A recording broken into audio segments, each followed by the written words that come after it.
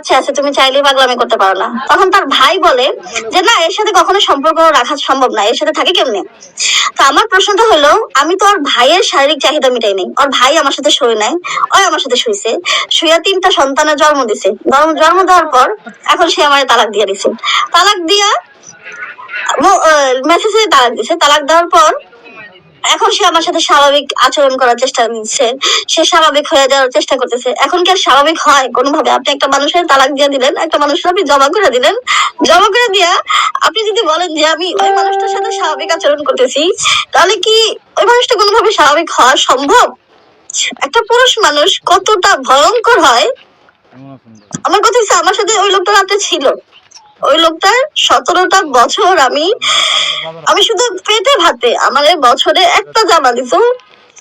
সে তো সরকারি চাকরি করে, সে বিরাট একটা কোম্পানি দিছে, তার লাখ লাখ টাকা সেল আছে, লিমিটেড কোম্পানি দিছে, অ্যাডভোকেট সে পাস করছে। আমি আমার জীবনে আমি কিছু করি নাই কেন? কারণ আমি যদি চাকরি করতে যাই আমার স্বামীর অযত্ন হবে, আমার বাচ্চাদের অযত্ন হবে, এই জন্য আমি চাকরি করি নাই। আমি যদি চাকরি করতে যাই আমি কয় টাকা বেতন পাবো, কিন্তু আমার বাচ্চাগুলো তো ভালোভাবে মানুষ হবে না। এটা আমার জীবনের সবচেয়ে বড় চরম ভুল। এরকম ভুল জীবনে কেউ করেন না। নিজের জীবনের চেয়ে বেশি অ্যাক্সেস কেউ দিবেন না, কখনোই না। সে যে মানুষই হোক না কেন, নিজের সন্তানের জন্য যদি আপনি কখনো আপনার জীবনটা মনে করেন যে পরিবর্তন করা দরকার, আপনি তখন পরিবর্তন করে ফেলবেন। ভাই এই জীবনটা আর কেউ কারো না, এই জীবনটা অনেক ভয়ঙ্কর। একটা মানুষ আমারে 50,000 টাকা কাবিন দেখায় 17টা বছর, আমি যদি কোনোভাবে বুঝতে পারতাম যে সে আমার দিয়ে তার শারীরিক চাহিদা মিটাইতেছে, আমি তার টাকার খিদা মিটাইতেছি, আমি তার শরীরের খিদা মিটাইতেছি, আমি অনেক আগে এই সম্পর্কটা থেকে বের হয়ে আসতাম। আমার অনেকে বলছে, আমি যতগুলা মানুষের বলছি সবাই বলছে এই সম্পর্কটা থেকে তুই বের হয়ে আয়, এই মানুষটা স্বাভাবিক মানুষ না। একটা স্বাভাবিক মানুষের আচরণ কখনো এরকম হইতে পারে না।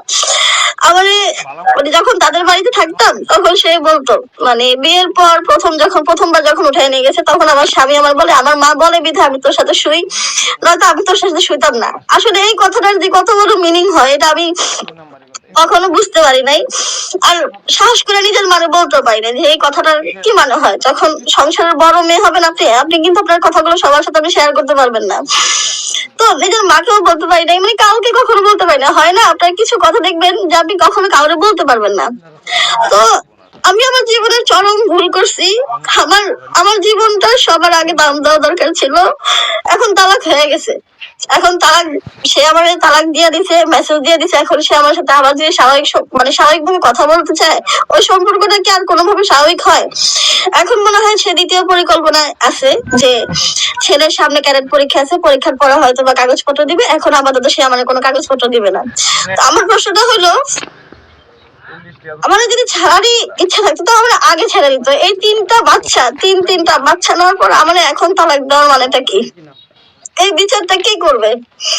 যেহেতু আমার কাবিনও কম, আমি তো